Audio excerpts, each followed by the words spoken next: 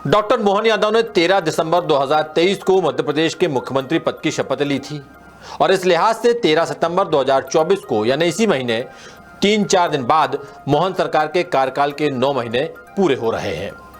तो कैसा रहा मोहन यादव सरकार का गर्भकाल, 9 महीने का गर्भकाल।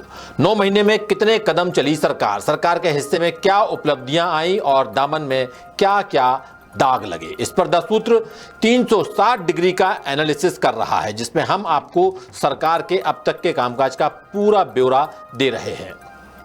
और इसी कड़ी में द सूत्र आज कर रहा है बड़ा खुलासा, जो सूबे के हजारों युवाओं के हक से जुड़ा है।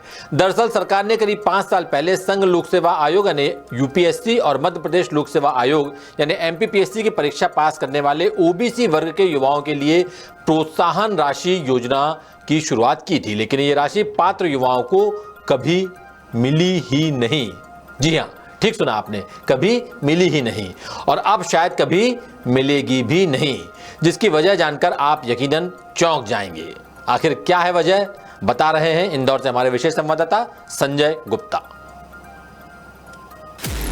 पहले शासन ने सबरा पैसा अपने चुनाव में लगा दिया, या उसने बांट दिया लाडली बहना है, या उसने बांट दिया लाडली बहना है। सभी लोग परेशान हो रहे हैं, क्योंकि आप भी परेशान हो रहे हैं, हम लोग भी परेशान हो रहे हैं।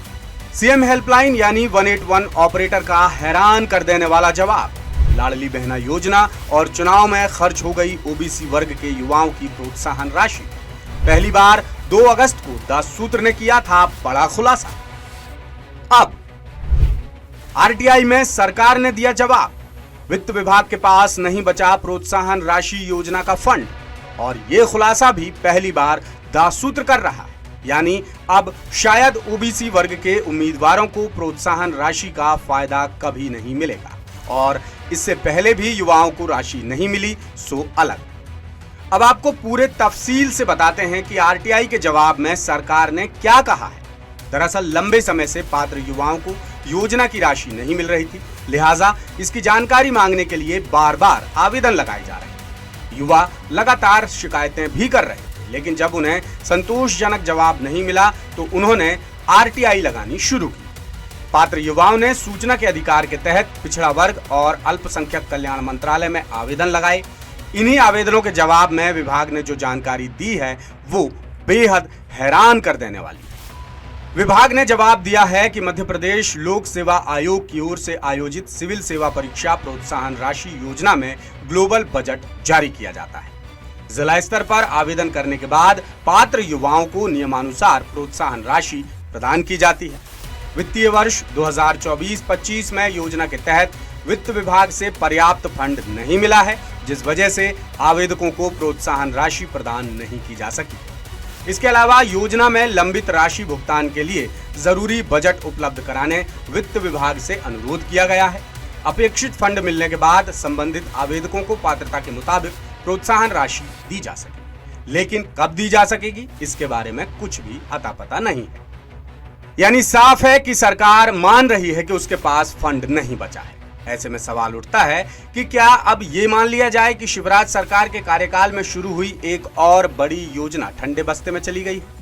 बहरहाल अब आपको प्रोत्साहन राशि योजना के बारे में पूरी जानकारी देते हैं। दरअसल मध्य प्रदेश सरकार ने यूपीएससी और एमपीपीएससी की प्रतियोगी परीक्षाओं में सफल होने वाले युवाओं के लिए प्रोत्साहन राशि योजना शुरू की थी, जिसके तहत पात्र हितग्राहियों को अलग अलग कैटेगरी के हिसाब से नकद रकम दी जाती है। जैसे यूपीएससी की प्रारंभिक परीक्षा पास करने पर 25,000 और एमपीपीएससी की प्रारंभिक परीक्षा पास करने पर 15,000 रुपए दिए जाते हैं। इसी तरह यूपीएससी की मेंस परीक्षा पास करने पर 50,000 और एमपीपीएससी की मेंस परीक्षा पास करने पर 25,000 रुपए मिलते हैं। वहीं यूपीएससी के इंटरव्यू में क्वालिफाई करने पर 25,000 और एमपीपीएससी के इंटरव्यू में क्वालिफाई करने पर 10,000 रुपए दिए जाते हैं। इस तरह यूपीएससी की प्रारंभिक परीक्षा से इंटरव्यू तक क्वालिफाई करने पर कुल 1 लाख रुपए और एमपीपीएससी की प्रारंभिक परीक्षा से इंटरव्यू तक क्वालिफाई करने पर कुल 50,000 रुपए की प्रोत्साहन राशि दी जाती है। योजना की राशि किसी भी अभ्यर्थी को सिर्फ एक बार ही मिलती है, यानी अगर किसी अभ्यर्थी ने 2 बार प्रारंभिक परीक्षा पास की है तब भी योजना की राशि सिर्फ एक बार ही मिलेगी। ये मामला पिछड़ा वर्ग और अल्पसंख्यक कल्याण विभाग का है, लिहाजा अब आपको बताते हैं कि विभाग की एनुअल रिपोर्ट क्या कहती है। पिछड़ा वर्ग एवं अल्पसंख्यक कल्याण विभाग की मंत्री हैं कृष्णा गौर, जो स्वतंत्र प्रभार में हैं। विभाग के मार्च 2024 तक के प्रशासकीय प्रतिवेदन के मुताबिक 2021-22 में योजना में 55 लाख रुपए की राशि थी, जिसमें से 42,85,000 रुपए 213 हितग्राहियों को बांटे गए थे। 2022-23 में योजना में 40 लाख रुपए की राशि थी, जिसमें से 35,45,000 रुपए 231 हितग्राहियों को बांटे गए थे। इसी तरह 2023-24 में योजना में 40 लाख रुपए की राशि थी, जिसमें से 27,10,000 रुपए 170 हितग्राहियों को बांटे गए थे। वहीं मोहन सरकार ने 2024-25 के बजट में योजना के लिए कुल 1 करोड़ रुपए की राशि का प्रावधान किया है। यानी विभागीय प्रतिवेदन साफ कह रहा है कि 2024-25 में योजना के लिए 1 करोड़ रुपए का प्रावधान किया गया है, लेकिन आरटीआई के जवाब में विभाग कह रहा है कि 2024-25 के लिए फंड ही नहीं मिला। ऐसे में दो बातें हो सकती हैं। पहली, प्रशासकीय प्रतिवेदन में गलत जानकारी दी गई है, और दूसरी, आरटीआई के जवाब में गलत जानकारी दी गई है।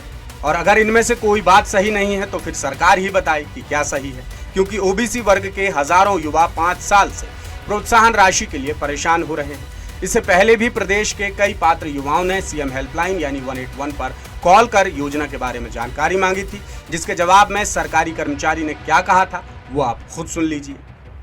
शासन ने सबरा पैसा उसने चुनाव में लगा दिया, या उसने बांट दिया लाडली बहना है, या उसने बांट दिया लाडली बहना है। सभी लोग परेशान हो रहे हैं, बल्कि आप भी परेशान हो रहे हैं, हम लोग भी परेशान हो रहे हैं। 181 ऑपरेटर के मुताबिक सरकार ने इसकी टोपी उसके सर पहना दी, यानी ओबीसी वर्ग के उम्मीदवारों के हक का सारा पैसा लाडली बहना योजना और 2023 के चुनाव में खर्च कर दिया गया। साथ ही कई अभ्यर्थियों की शिकायतें बिना समाधान के ही बंद कर दी गई। ऐसे में सरकार की नीति और नियत पर वाकई गंभीर सवाल उठ रहे हैं, जिनका जवाब सरकार को देना ही होगा। लेटेस्ट, इन्वेस्टिगेटिव और इन डेप्थ खबरें देखने के लिए ज्वाइन कीजिए द सूत्र का व्हाट्सएप चैनल, सब्सक्राइब कीजिए यूट्यूब चैनल, लाइक कीजिए फेसबुक पेज और पढ़ते रहिए वेबसाइट www.daसूत्र.com।